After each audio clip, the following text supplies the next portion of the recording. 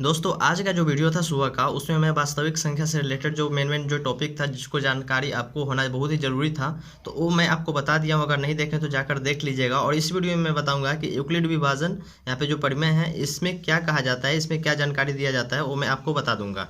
तो चलिए दोस्तों, वीडियो को आप पूरा देखिएगा। और चैनल पर पहली बार है तो प्लीज़ चैनल को सब्सक्राइब कर लीजिएगा, क्योंकि यहाँ पे 10th से रिलेटेड आपको पूरा इन्फॉर्मेशन मिलने वाला है और मैथ का पूरा जानकारी आपको मिलेगा इस चैनल पर। तो इसलिए प्लीज़ सब्सक्राइब कर लीजिएगा और वीडियो लाइक जरूर कर दीजिएगा। तो चलिए मैं वीडियो को स्टार्ट करता हूँ।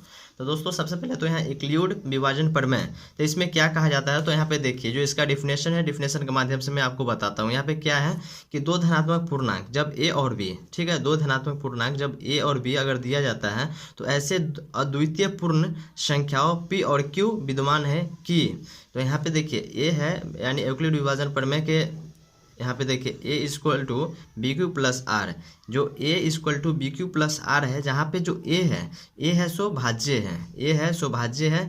और यहाँ पे बी, तो बी क्या है, तो बी यहाँ पे भाजक है और आर से रिमाइंडर हो गया, ठीक है, रिमाइंडर, आर से रिमाइंडर यानी कि शेषफल हो गया। तो दोस्तों ये आप जानते होंगे, जैसे कि आपको 5 या 6 क्लास में आपको पढ़ाया गया होगा कि भाज्य बराबर क्या होता है, भाजक गुने भागफल प्लस शेषफल होता है, ठीक है। और यहीं पे इसी को यहाँ पे क्या है, यूक्लिड विभाजन प्रमेय के माध्यम से इसी को समझाया जाता है। लेकिन यहाँ पे जो यहाँ पे एक मेन कंडीशन आता है कि यूक्लिड विभाजन प्रमेय में यहाँ पे एक मेन कंडीशन आता है, यहाँ पे वाला जो आप यहाँ पे देख रहे हैं कि जो यहाँ पे देखिए आर का जो वैल्यू है 0 से बड़ा या बराबर होना चाहिए, ठीक है। आर का जो वैल्यू है 0 से बड़ा या बराबर होना चाहिए। तो यहाँ पे जो आर है, आर होता है यहाँ पे शेषफल। और जो यहाँ पे बी का वैल्यू है, बी का वैल्यू हमेशा यहाँ पे आर से बड़ा होना चाहिए। बी का वैल्यू क्या होना चाहिए, आर से बड़ा होना चाहिए। क्योंकि मैं आपको इसको एग्जाम्पल के माध्यम से मैं आपको अच्छे तरह से बताऊंगा, क्योंकि इससे रिलेटेड क्वेश्चन भी आने वाला है, तो इसलिए मैं उसमें आपको अच्छे से बताऊंगा। तो ये जो आपको यहाँ पे क्या ध्यान देना है कि आपको यही ध्यान देना है कि अगर कभी क्वेश्चन में पूछा जाए कि यूक्लिड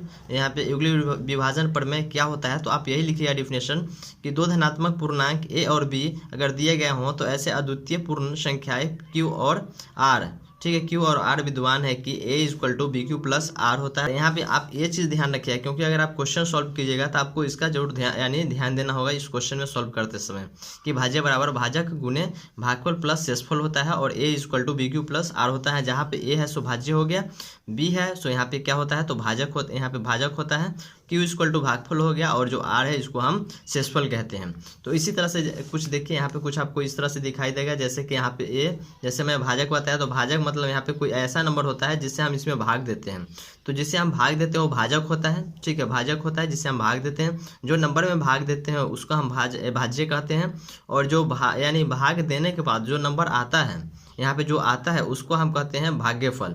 और जो नीचे कुछ शेष बचता है, अगर कहीं पे अगर देखते हैं कि कुछ सब चीज़ करने के बाद भी जो नंबर दिया रहता है उसको हम यूज़ करते हैं, उसके बाद भी कुछ नीचे बच जाता है, इसको हम शेषफल कहते हैं, ठीक है। तो दोस्तों इस वीडियो में आपको यही बताना था कि यूक्लिड विभाजन प्रमेय के माध्यम से क्या समझाया जाता है। तो ये मैं आपको समझा दिया हूँ। इससे रिलेटेड जब क्वेश्चन आएगा तो पूरे अच्छे तरह से आपको उस क्वेश्चन के माध्यम से मैं समझाने का पूरा कोशिश करूँगा।